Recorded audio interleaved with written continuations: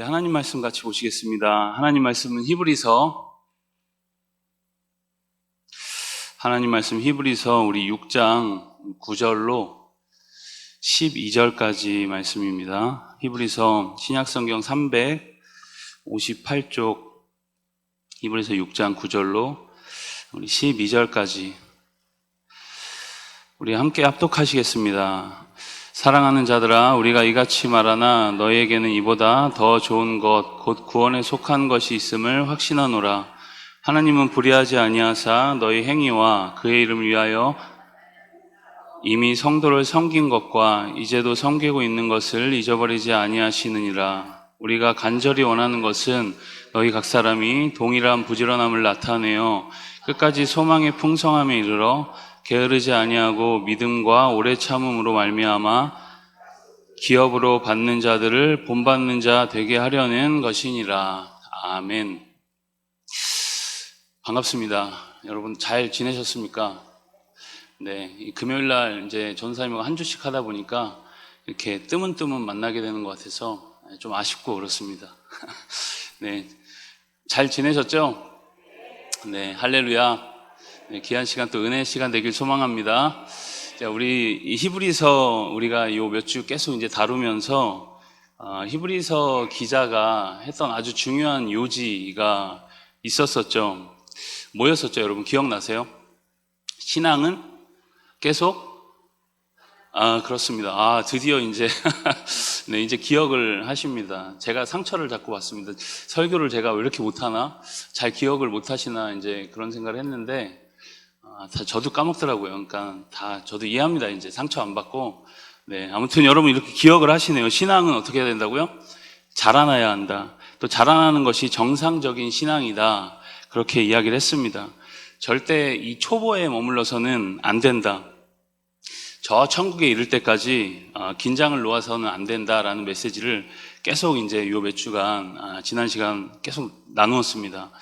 이 6절에서 보면 오늘 이제 그 전에 전주에 봤던 6절에서 보면 타락한 자들은 다시 새롭게 하여 회개하게 할 수 없다라고 그렇게까지 말하면서 마치 구원이 또 취소될 수 있는 것처럼 보이는 그런 강한 메시지까지 주면서 신앙의 어떤 믿음을 순수성 끝까지 붙들으라 그런 메시지, 강한 메시지가 있었죠. 당시에는 여러분 이 박해가 굉장히 극심했고 그러한 상황에서 이 많은 배교가 일어났습니다. 이런 때에 여러분 위로의 메시지도 필요하겠지만 강력한 메시지도 필요하겠죠. 강력한 메시지가 없다면 많은 사람들이 이제 상황에 떠밀려서 넘어지지 않았을까 우리가 그렇게 생각해 볼 수 있겠죠. 그래서 여러분 우리가 계속 나아가고 또 계속 자라나는 것이 신앙이라는 것을 우리가 기억을 해야 합니다. 성장이 여러분 멈춰버리면 우리가 이제 넘어지게 되죠. 계속 자라나지 않으면 그 자리에 있다가 결국엔 우리가 넘어지게 됩니다. 여러분 자전거를 혹시 잘 타십니까? 자전거 타보셨나요? 네. 자전거 안 타보셨어요? 자전거 여러분 안 타보셨나요? 자전거 타면 여러분 가만히 서 있으면 어떻게 되죠? 네. 가만히 서 있으면 넘어지게 되죠. 비슷한 원리인 것 같습니다. 계속 가야지 자전거가 넘어지지 않고 이렇게 가듯이 신앙생활도 계속 이제 나아가고 계속 자라나야지만 넘어지지 않는 것 같습니다. 여러분 신앙생활이 한 번 우리가 은혜로 되는 것은 아니고 계속 은혜를 공급받으면서 계속적으로 자라나야 한다는 것입니다. 그래서 우리가 이 왕년의 신앙 우리를 그거 많이 하죠. 왕년에 내가 뭐 어떤 신앙이 있었다. 왕년에 내가 뭐 교회 부흥을 위해서 막 자기가 그런 거 많이 얘기하잖아요. 저도 이제 가끔 이제 뭐 뭔가 무용담 얘기하듯이 가끔 그런 얘기를 하는데 우리가 이런 왕년의 신앙을 이제 버려야 한다는 것이죠. 주변에 얼마나 많은 사람들이 여러분 왕년 신앙에 빠져 있습니까? 왕년 이야기를 왜 자주 할까요? 왕년에 그 시절이 좋았는데 그때 내가 신앙이 괜찮았는데 그런 얘기 한다는 것은 지금이 별로 시원찮다라는 것을 또 이야기하는 것이겠죠. 그리고 왕년에는 왕년의 은혜가 있고 또 지금은 또 지금의 은혜가 있어야 합니다. 우리는 여러분 이 산에서 돛 닦는 사람들이 아니죠. 그래서 돌을 다 닦고 나서 이제 다 터득했다. 너 이제 더 이상 배울 게 없다. 하산해라. 이제 그런 사람이 아닙니다. 천국에 이를 때까지 여러분 계속 나아가는 사람이라는 것이죠. 그런데 여러분 우리가 자꾸 다 된 사람처럼 살아갈 때가 많이 있습니다. 그래서 우리가 지난 시간에 이 거룩한 긴장과 또 적당한 우리가 두려움을 가지고 이 신앙생활하는 것이 신앙 성장에 있어서는 훨씬 좋다, 건강하다라고 이야기했습니다. 여러분 다 기억이 나시죠? 그죠? 들으시니까 다 기억이 나시죠? 그런데 오늘 말씀 9절에 보면 이 조금 강했던 메시지가 이제 약간 부드러워지죠. 우리 9절 말씀을 같이 함께 읽겠습니다. 우리 9절입니다. 사랑하는 자들아, 우리가 이같이 말하나 너희에게는 이보다 더 좋은 것, 구원에 속한 것이 있음을 확신하노라. 먼저 지금 뭐라 그러죠? 처음에 어떻게 부릅니까? 사랑하는 자들아. 일단 어조가 이제 굉장히 부드러워졌습니다. 사랑하는 자들아. 그리고 이어서 말하죠. 너희에게는 이보다 더 좋은 것, 곧 구원에 속한 것이 있다. 그렇게 확신한다. 있음을 확신한다. 이렇게 이야기를 합니다. 이렇게 부드러운 어떤 확신의 어조. 그전에는 약간 경고성 메시지가 조금 강했다면 이제 9절부터는 약간 부드러운 확신의 어조로 바뀝니다. 그럼 우리가 구원받았다고 이 방만하고 안이한 삶에 빠져서도 안 되지만 더 안 좋은 것은 무엇이냐면 구원의 확신도 없이 이리저리 흔들리며 사는 것은 더 안 되는 것입니다. 그럼 구원이 아직 우리 가운데 완성되지 않았지만, 완성은 안 됐지만 이미 우리 가운데 구원이 이루어졌다는 것을 믿고 우리가 담대하게 살아가는 것이죠. 그렇기 때문에 우리 안에 구원에 속한 좋은 것이 분명히 있다라고 오늘 말씀은 이야기하고 있는 것입니다. 그럼 오늘 말씀에서 이 구원에 속한 더 좋은 것은 무엇을 의미하는 것일까? 이제 구체적으로 오늘 세 가지를 함께 나눌 텐데, 먼저는 이제 구원에 속한 좋은 것이 바로 첫 번째는 섬김입니다. 섬김.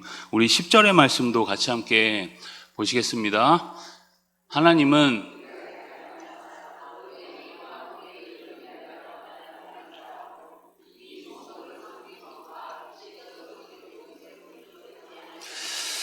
아멘. 여러분 그들에게는 구원에 속한 더 좋은 것이 있었는데 그것이 뭐죠 지금? 사랑의 섬김이다. 그런데 여러분 그 섬김의 본질이 무엇일까? 보니까 그의 이름을 위하여 나타낸 사랑이다. 그렇게 이야기를 하죠. 여기서 말하는 그의 이름은 누구를 말하는 것일까요? 하나님의 이름을 말씀하는 거죠. 풀어서 이야기하자면 하나님의 영광을 위한 이 섬김, 하나님의 영광을 나타내기 위한 섬김을 이야기하는 것입니다. 여러분 우리가 무엇 때문에 이 어려운 이웃을 섬기고 또 교회를 섬길까요? 때론 여러분 피 한 방울 섞이지 않은 저 지구 반대편의 오지에 있는 수많은 어려운 이웃들을 위해서 우리가 왜 기도하면서 중보하면서 그들을 위해서 눈물을 흘리며 기도할까요? 여러분 하나님의 사랑이 우리 안에 있기 때문입니다. 그 사랑이 우리 안에 어떤 열정을 일으키는 것이죠. 그 열정에서 나오는 섬김이 진짜다라는 것을 오늘 이 성경 말씀이 말하는 것입니다.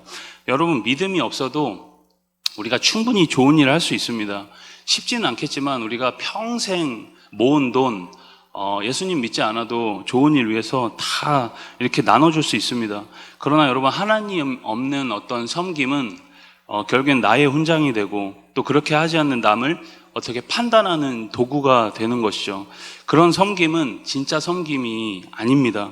하나님은 우리의 어떤 섬김의 본질과 성격을 다 알고 계시죠. 정말 하나님의 이름을 위하여 사랑을 나타내는 섬김인가, 그것이 아닌가가 참 중요한 것이죠.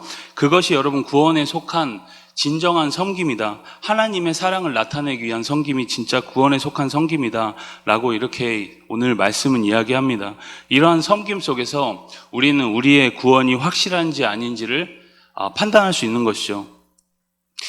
여러분 가끔 우리가 인생을 살아가면서 내가 너무 이제 내 한 몸 챙기는 일에만 너무 집중한 것이 아닌가. 물론 그렇게 살 수밖에 없었던 여러 이유가 있었겠지만 내 한 몸 챙기는 일에만 너무 집중하지 않았는가라는 것을 우리가 가끔 돌아보게 되죠.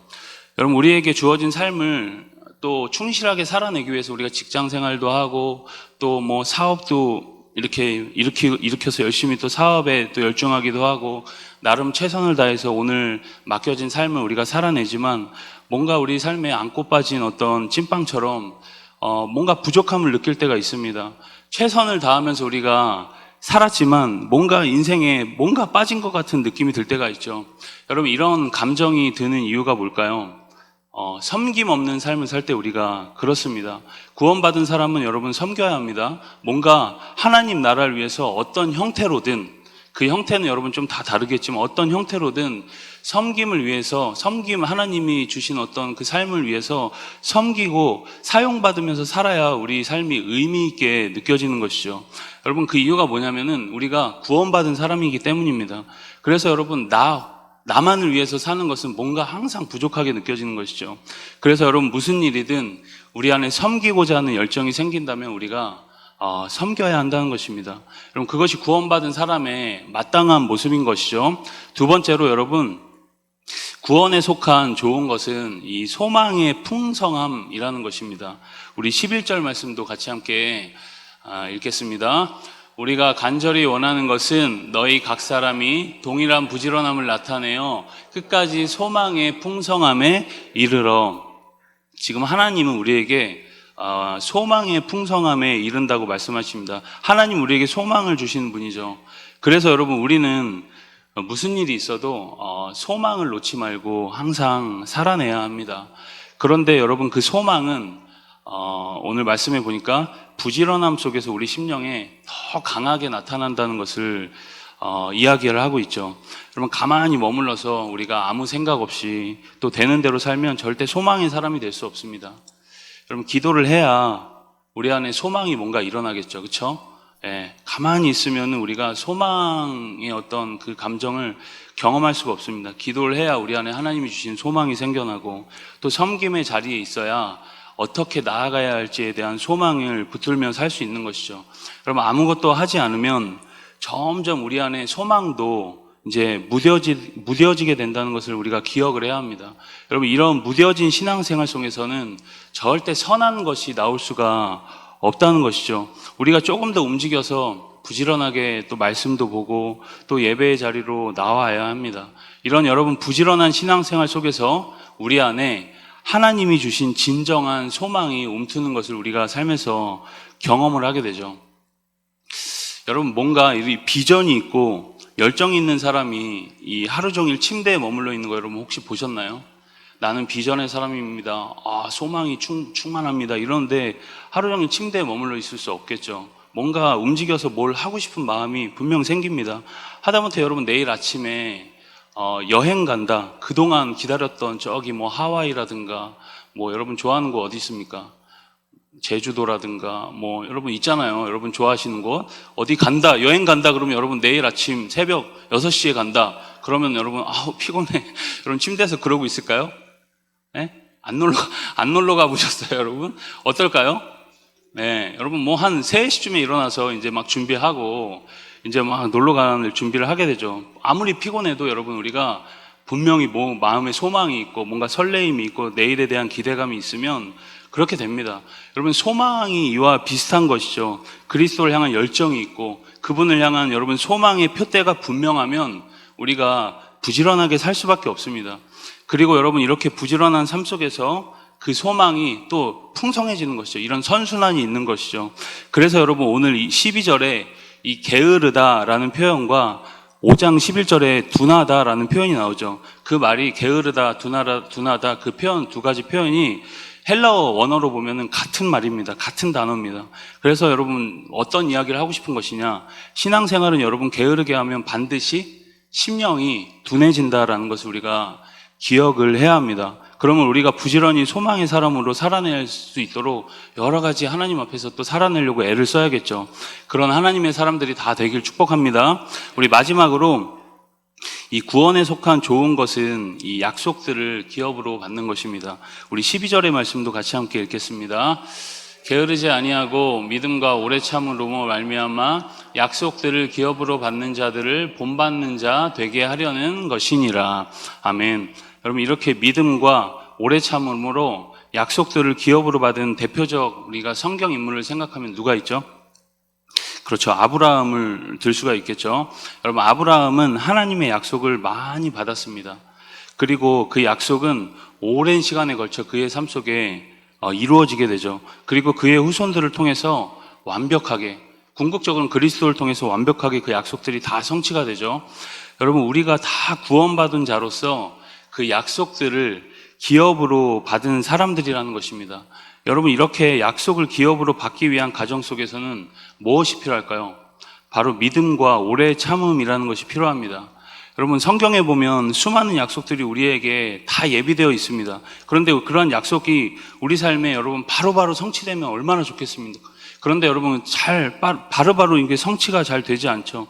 그래서 여러분 조바심이 나고 때로는 기다리다가 믿음을 잃어버리고 낙심하고 쓰러지게 될 때가 많이 있습니다.